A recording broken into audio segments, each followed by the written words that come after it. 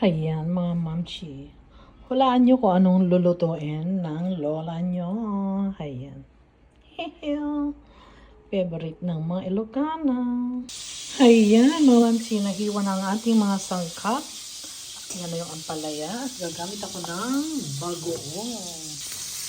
Kunting speck lang yung ginamit ko pang palasa. Ayan.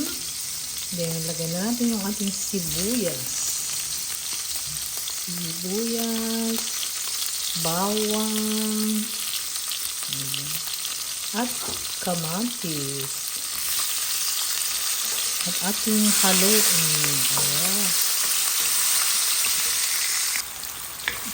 Yan na yung ating mga sangkap. At ayan, lagyan na natin ang bagoong. Ang bagoong. Ayan.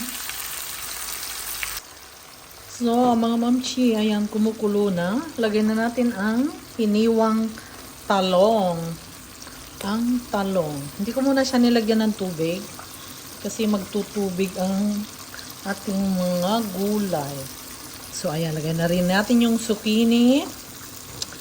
Ang ating patatas. Patatas ang ginamit ko dahil wala akong kamote. Lagyan na rin natin yung okra. Ayan.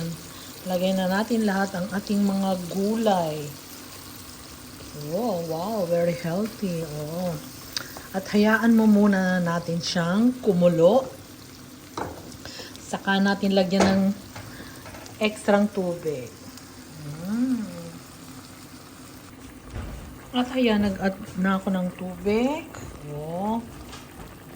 At ating takpan. At ito yung ating longganisa. Longganisa ni Imelda. Ayan.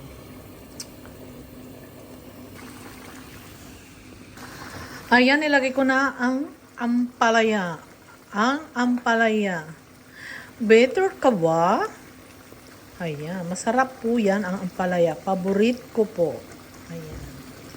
Paborit ni Beth ang ampalaya.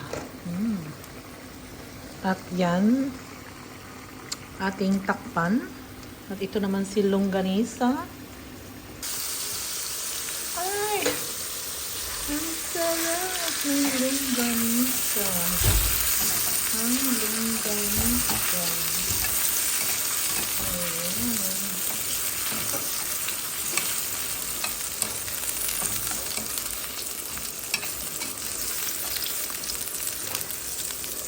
At ang pinakbet. Ayan, kumukulo na rin ang ating pinakbet. Ayan, ang longganisa. Ayan ang pinakbet ni Beth. At ito yung longganisa. Yummy!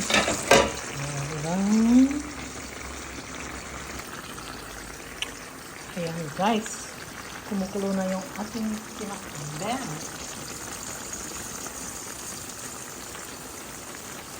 Pero matigas pang ating mga gulay.